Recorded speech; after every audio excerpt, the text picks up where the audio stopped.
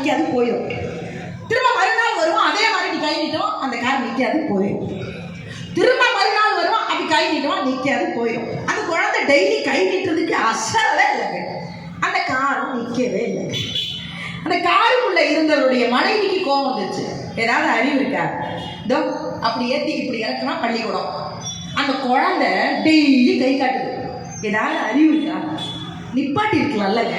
அதுக்கு அந்த காருக்குள்ள இருந்த அந்த கார் ஓனர் சொன்னாராம், இதே பள்ளிக்கூடத்துல தான் நானும் படித்தேன். எனக்கு தெரிஞ்சு இவனை விட வறுமையில நான் இருந்தேன். இதே மாதிரி பள்ளிக்கூடத்துக்கு வரும்போதெல்லாம் டூ வீலரு காரு ஏதாவது போகும்போதெல்லாம் நானும் கை நீட்டியிருக்கேன். ஒருத்தன் கூட எனக்கு நின்று கூட்டிட்டு போனதே இல்லை. அப்ப என் மனசுல ஒரு வைராக்கியத்தை வச்சேன். இதை விட விலை உயர்ந்த காரை வாங்கி இந்த ரோட்ல நானும் பயணிக்கணும்னு ஒரு பெரிய விஷயத்தை என் மனசுல வச்சேன். இன்றைக்கு அந்த குழந்தைக்கு கொடுக்காதது நான் லிஃப்ட் கிடையாது, என்னை போல அவனும் மிகப்பெரிய உயரத்துல வரணுங்கிற ஒரு விதையை அந்த மனசுல விதைச்சிட்டு போயிருக்கேன் அப்படின்னு சொன்னாருன்னா, நம்முடைய முதல்வர் அவர்கள் பள்ளிக்கூடத்துல படிக்கிற பையனுக்கா இருக்கட்டும், கல்லூரியில படிக்கிற குழந்தைகள் எல்லாருக்குமே ஒரு விஷயத்தை ஆழமா விதைக்கிறார். எப்படியாவது படிச்சிரு, எப்படியாவது நீ உயரத்துக்கு வந்துரு. இந்த உலகத்துல படிப்பு மட்டும்தான் உன்னுடைய தன்மானத்தை உயர்த்தும் என்கின்ற ஒரு மிகப்பெரிய விஷயத்தை ரொம்ப அழகா கொண்டு வரு.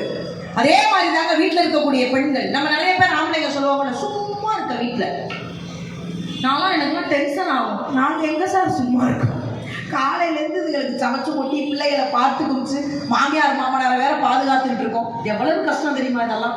இவ்வளவு வேலை பார்க்கிற நம்மளும் சும்மா இருக்கேன்னு அசால்ட்டா சொல்லிடுறாங்க. என்னை பொறுத்தவரையில் நம்ம யாரும் சும்மாலாம் கிடையாதுங்க. இன்னைக்கு பெண்கள் வேலை தொடங்குவதாக இருக்கட்டும், பெண்கள் எந்த வேலைக்கு வேணாலும் போகலாம். அதற்கு நம்முடைய அரசாங்கம் உங்கள் கூடவே இருப்போம், அண்ணனாக இருப்போம், அப்பாவாக இருப்போம், எல்லா வகையிலும் நாங்கள் உங்கள் கூடவே இருப்போம்னு சொல்றாங்கல்ல. இதை விட வேற என்னங்க பெரிய விஷயம் வேணும்? அதுல இங்க நிறைய பெண்கள், நான் சும்மா நகைச்சுவைக்காக கேட்கிறேன், இது காமெடிக்கு தான் கேட்பேன், எல்லா மேடையிலையும் சீரியஸ் எல்லாம் எடுத்துக்கூடாது. யாரெல்லாம் இந்த மனைவி கிடைச்சதுக்கு கடவுளுக்கு நன்றி சொல்லியிருக்கீங்க? ஆண்கள் மட்டும் சொல்லுங்க பாப்போம். ஒரே ஒரு அண்ணன், 3 4 5 எண்ணிக்கை உயருது.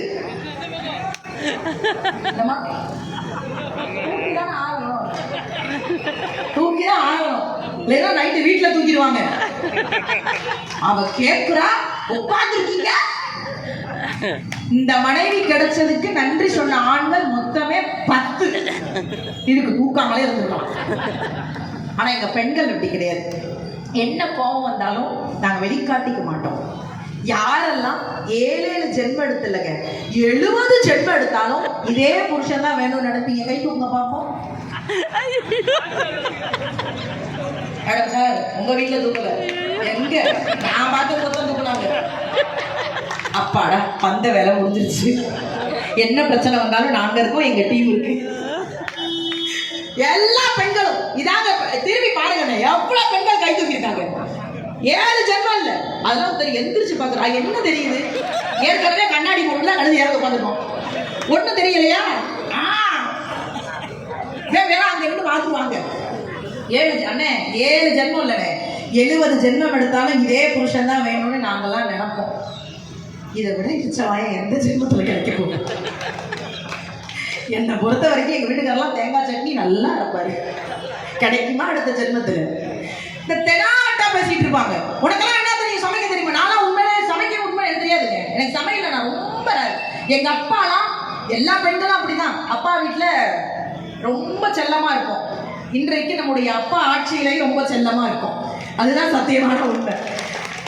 அப்பாவினுடைய வீட்டுல பொம்பளை பிள்ளைகளை வேலை பார்க்கவே விட மாட்டாங்க. எல்லா அப்பாக்களுக்கும் பெண்கள் தான் தேவதை மாதிரி. அதுல எங்க அப்பா என்னை அடுப்படி பக்கமே அனுப்ப மாட்டார். ஏன்னா அந்த அனல் பட்டு பிள்ளை கருத்து போயிருந்து. அப்படி ஒரு அப்பாங்க எனக்கு கிடைச்ச அப்பாலாம். நான்லாம் பிறந்து வெளியில வரும்போது டாக்டர் எங்க அப்பா தான் என்னை தூக்கி கொடுத்துருக்காரு. வாங்கணுன்னே கேட்டிருக்காரு, என்னங்க குழந்தைய கேட்டா குளறிக்கல்ல கொடுக்குறீங்க? யோ இதானே அவன் மகன் இருக்காரு.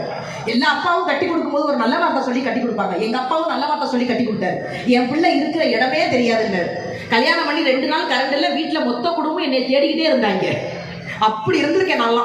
என்னெல்லாம் கட்டி கொடுக்கறதுக்கு அந்த பிறந்து கொஞ்ச நாள் இல்லைங்க, அப்பாக்கள் இந்த பிள்ளைங்களுக்கு ட்ரெஸ் எடுத்து கொடுப்பாங்கல்ல. எங்க அப்பா சூப்பர் அப்பா, நல்ல நல்ல கலர்ல ட்ரெஸ் எடுத்து கொடுத்தாரு. மஞ்சள், சிகப்பு, ஆரஞ்சு, கடைசி கலர் தான் அல்டிமேட் கருப்பு. நான் இந்த ட்ரெஸ் எல்லாம் போட்டு இப்படி தெருவா தெரியுவேன். எங்க தெருவில் ஒரு கிளவி இருக்கும், என்னை கூப்பிடுங்க, வா உங்க அப்பனுக்கு தான் அறிவு இல்லை, உனக்குமா அறிவு இல்லை, இந்த ட்ரெஸ்ஸை போடாத, உனக்கு எடுக்கல. நான் மறுநாள் வேற ட்ரெஸ் போட்டு வருவேன். அப்போ அந்த கிழவி என்னை கூப்பிடும், இங்க வா இந்த ட்ரெஸ் போடாத உனக்கு எடுக்கல. மறுநாள் வருவேன், அந்த கிழவி கூப்பிடும். நான் கேட்பேன், இன்னுமா உன்னை இந்த ஆண்டவன் எடுக்கல, உன்னைய கொலை பண்ணிடுவேன் போயிருந்து. வாழ்க்கையில நம்ம எப்படி இருந்தாலும் குறை சொல்லக்கூடிய சமூகத்துல தாங்க நம்ம வளர்ந்துகிட்டு இருக்கோம். இந்த போனை பார்த்து சமைக்க கத்துக்கிட்டேங்க. எப்படியாவது சமைச்சு வீட்டுல அசக்தின்னு ஏதாவது ஒரு சாப்பாடு பண்ண எங்க வீட்டுக்காரர் சாப்பிட்ட அடுத்த நிமிஷம் சொன்னார், இது எங்க இருந்து கத்துக்கிட்டேன்னு. ஒரு யூடியூப்ல பார்த்து கத்துக்கிட்டேன். எடு அந்த நம்பர் என்ன. மனுஷன் ரோசக்காரன் இருக்கான், எம்பிட்டு அடிச்சாலும் வெளியில போக மாட்டாரு. அந்த நம்பரை கொடுத்தேன். போன் பண்ணி கேட்டாரு, உனக்கெல்லாம் அறிவு இல்லை, என்ன லட்சணத்தை சொல்லி கொடுத்தேன், வாயில வைக்க விலகலன்னு. அந்த அம்மா தெளிவா சொன்னுச்சு, சமைச்சு பாருன்னு தான் சொன்னேன், சாப்பிட்டு பாருன்னு சொன்னாடா.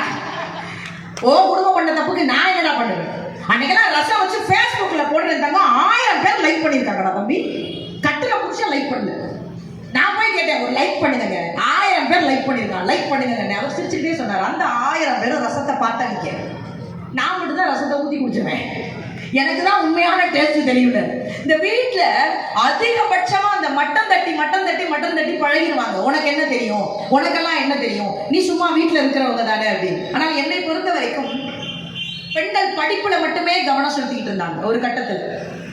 வெறும் படிப்பு, அதுக்கு காரணம் நம்ம தான், பெற்றோர்கள் தான். நான் இங்க இருக்கக்கூடிய பெற்றோர்களுக்கு சொல்றேன், நான் என்னுடைய பெண் பிள்ளைக்கும் என்னுடைய ஆண் பிள்ளைக்கும் நான் சொல்ற ஒரே ஒரு விஷயத்த சமீபத்தில் நம்முடைய முதல்வர் அவர்கள் ரொம்ப அழகா மேடையில சொன்னாங்க.